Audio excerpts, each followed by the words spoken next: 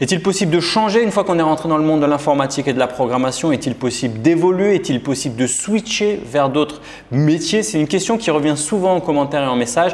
Il y a beaucoup de personnes qui me posent la question, qui se disent voilà, j'aimerais apprendre un langage, j'aimerais apprendre une certaine techno et je sais que ça prend du temps pour se former, etc. Et j'ai peur de m'enfermer dans le monde de la programmation et j'ai peur que par la suite, je reste bloqué, enfermé dans ce monde-là. Alors la première chose que je voulais dire, c'est que tu sais, je vois beaucoup de personnes en sortant d'école, même moi quand je suis sorti d'école, j'ai vu beaucoup de personnes se dire tu sais, c'est un peu français, on sous-estime un peu les métiers techniques et c'est presque au bout de quelques années, il faut absolument switcher, évoluer, sortir du développement pour basculer vers d'autres postes un peu plus, on va dire des postes de bureau. Sinon, si tu restes un peu trop technique, c'est mal vu. Je trouve ça vraiment dommage, contrairement à d'autres pays comme les pays anglo-saxons, comme même en Allemagne, etc.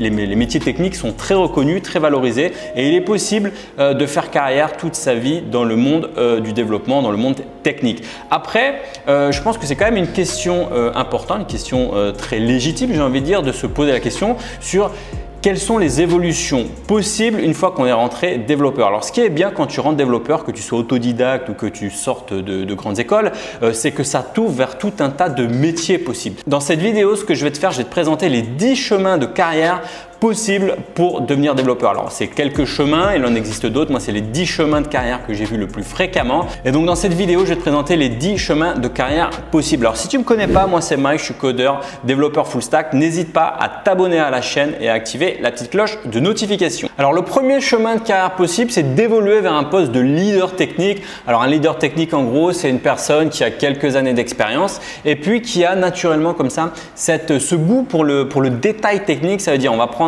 le cas classique d'un projet informatique, peu importe en Java, en règle générale, tu as tout un tas de développeurs juniors qui codent tout simplement les fonctionnalités, qui n'ont pas le temps vraiment de se plonger dans les détails techniques.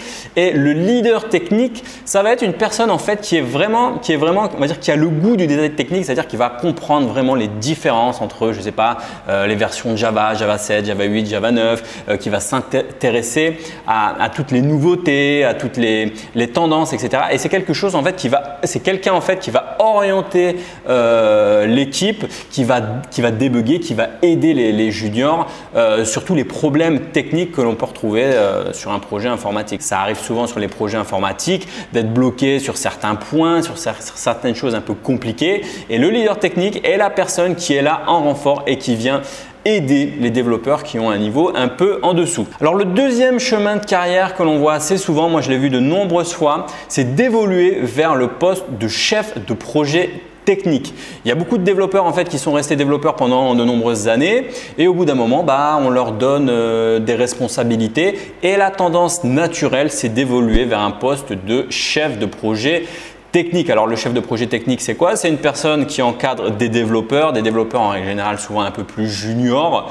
Alors, il touche toujours aux choses techniques, mais son travail va être plus de communiquer, on va dire, avec la maîtrise d'ouvrage. Son travail va être de communiquer aussi, de gérer la planification, les ressources, etc. Alors justement, ça m'amène vers le troisième chemin possible, c'est d'évoluer vers de la MOA, vers de la maîtrise d'ouvrage. Je ne sais pas si tu es habitué avec ces termes, c'est un peu comme dans le bâtiment, il y a d'un côté la maîtrise d'œuvre, c'est-à-dire les personnes qui construisent directement le bâtiment, et la maîtrise d'ouvrage, on va dire, c'est les donneurs d'ordre, c'est les personnes qui font les spécifications, etc. Dans les projets informatiques, c'est la même chose. Tu as toujours une partie maîtrise d'œuvre, c'est-à-dire les personnes qui mettent en place le logiciel, l'application, etc. Et tu as une partie maîtrise d'ouvrage qu'on appelle le métier. Ce sont les personnes qui vont spécifier, qui vont faire tous les documents, etc. Il arrive souvent que des développeurs passent de l'autre côté, on va dire de l'autre côté de la barrière.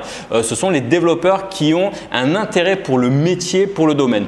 Alors en règle générale, on prend en maîtrise d'ouvrage des personnes qui sortent du domaine. Je vais donner un exemple. Par exemple, si tu sors d'un master de finance ou de banque ou d'assurance, etc., il y a de fortes chances que par la suite, tu puisses rejoindre un poste en maîtrise d'ouvrage. Mais il existe aussi de nombreux développeurs, des développeurs par exemple qui sont restés, je ne sais pas, 3, 4 ans dans le domaine de l'assurance, de la banque, etc., qui acquièrent de nombreuses compétences métiers et par la suite, avec ces compétences métiers, ils peuvent évoluer vers un poste de maîtrise d'ouvrage. L'avantage pour un développeur par rapport à d'autres personnes, c'est comme ils ont été, on va dire, déjà développeurs, ils ont cette facilité, cette capacité à communiquer plus facilement avec les développeurs. Pour la petite anecdote, moi j'ai une amie d'ailleurs, je lui passe le bonjour parce qu'elle regarde récemment mes vidéos. Elle était développeuse Java J2E pour une assurance, on ne va pas rentrer dans les détails, pendant 1 ou 2 années et puis elle a switché vers un poste de MOA dans une grande banque française. D'ailleurs maintenant elle est en train de passer en freelance, etc.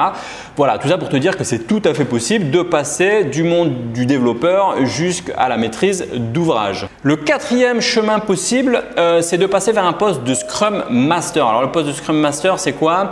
Sans rentrer dans les détails, les projets informatiques sont souvent sur des méthodologies agiles. La méthodologie agile la plus répandue en ce moment, c'est la méthodologie Scrum. Et le Scrum Master est un acteur de la méthodologie agile et en gros le Scrum Master qu'il ne faut pas non plus confondre avec un chef de projet, mais c'est un peu le chef de projet côté Scrum. En gros, c'est la personne qui va faire en sorte que le projet se déroule bien selon la méthodologie Scrum et il va essayer de faciliter le projet dans le but que le projet sorte à temps en respectant les règles, les coûts, les délais, la qualité, etc. J'ai vu de nombreuses personnes qui sont passées justement du développeur au Scrum Master ou aussi au Product Owner, ça arrive souvent. Alors le 5e chemin possible, c'est d'évoluer vers de la recette. La recette, c'est quoi? En gros, la recette, ce sont les tests. Alors moi, quand j'ai commencé en alternance, j'avais fait un petit stage pendant quelques temps et j'avais évolué vers un poste de recette. Alors moi personnellement, j'avais pas aimé trop ça puisque le but de la recette, c'est que tu déroules toute la journée des scénarios de test. Mais il faut savoir que c'est tout un métier avec des méthodologies, des process, etc. Il y a des chefs de projet recettes et j'ai vu pas mal de développeurs qui ont évolué vers ces postes-là. Donc si ça t'intéresse, c'est un des chemins possibles, le chemin de carrière de devenir recetteur, chef de projet recette, etc. On en cherche beaucoup parce que tous les projets informatiques ont besoin d'être testés, validés, recettés correctement. Donc c'est un chemin possible. Le 6e chemin possible, c'est d'évoluer vers de l'administration système. L'administration système, c'est quoi?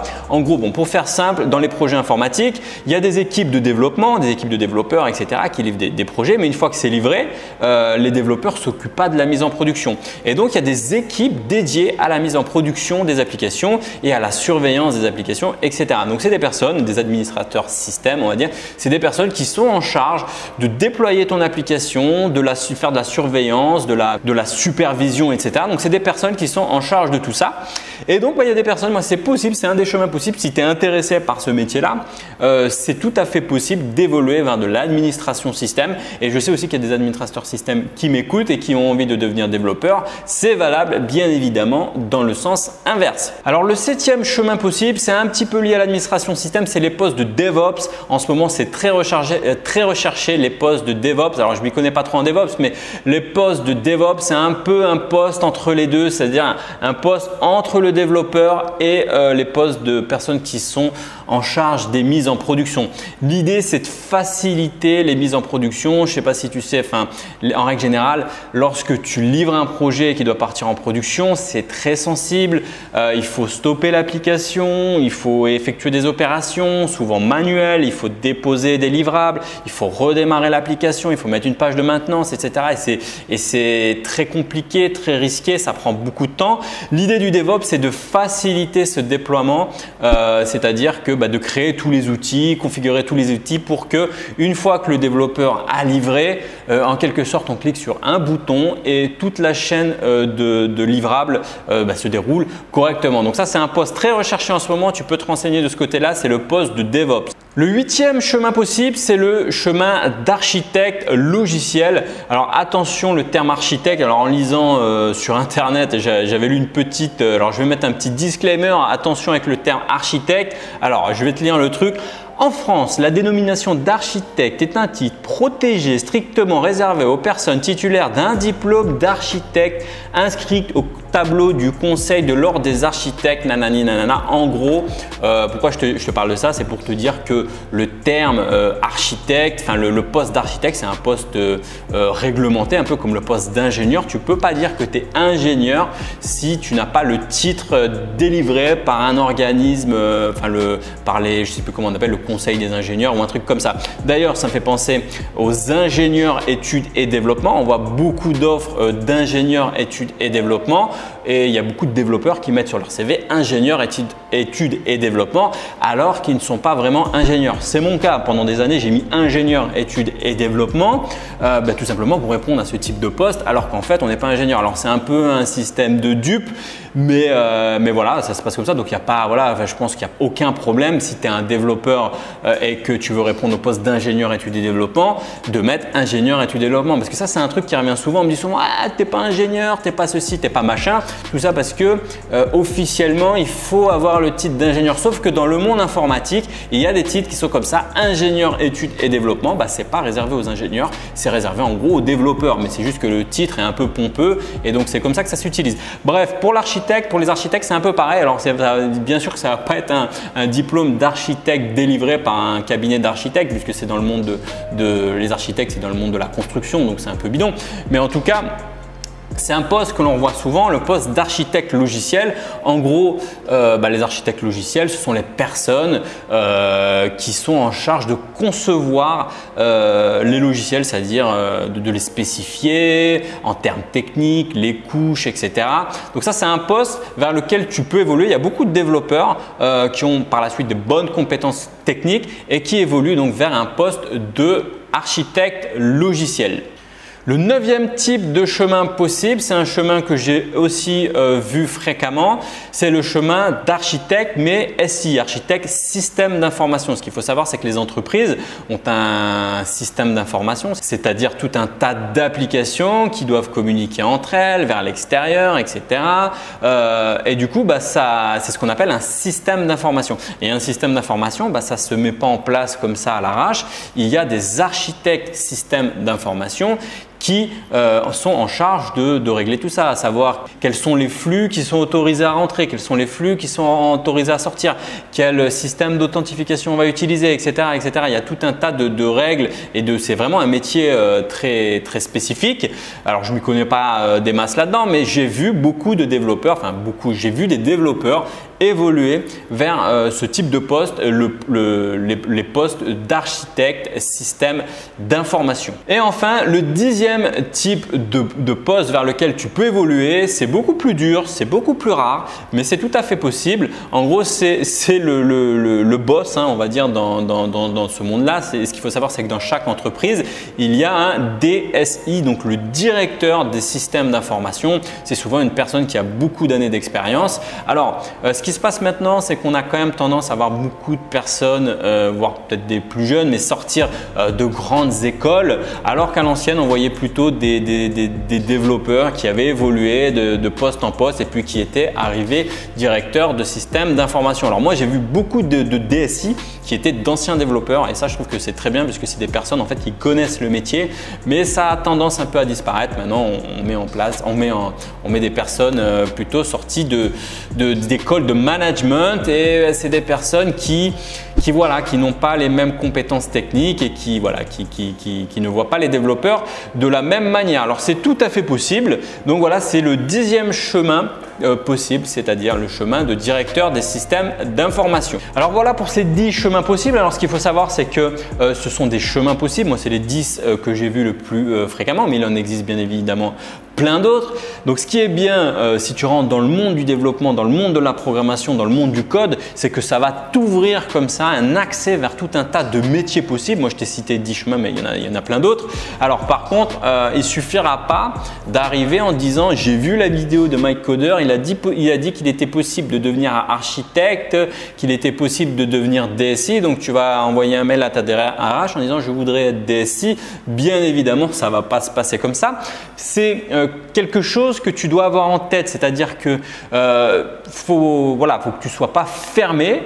Ça veut dire que faut que tu, par exemple, si c'est quelque chose qui t'intéresse, tu as envie de devenir architecte, Scrum Master, etc. Faut que tu dises que c'est possible et donc faut que tu travailles dans ce sens-là. Ça veut dire que il faut que tu orientes tes efforts, tu orientes tes formations, etc. vers ce type de poste. Voilà, c'est tout pour cette vidéo. Si tu ne me connais pas, moi c'est Mike, je suis codeur, développeur full stack. N'hésite pas à t'abonner à la chaîne et à activer la petite cloche de notification. Et si tu veux aller encore plus loin, sache que tous les jours à 9 h, j'envoie un email aux personnes qui sont abonnées à ma liste email. Alors c'est une liste email qui est vraiment réservée. C'est pas pour tout le monde, c'est juste pour les personnes qui ont envie de progresser, devenir développeur, devenir freelance, digital nomade, etc. Des personnes intéressées par le métier. Ça sert à rien de venir s'incruster, on va dire, dans cette liste email. C'est vraiment réservé aux personnes qui sont motivées. Voilà, c'est tout pour cette vidéo. Je te dis à la semaine prochaine pour une prochaine vidéo. Ciao!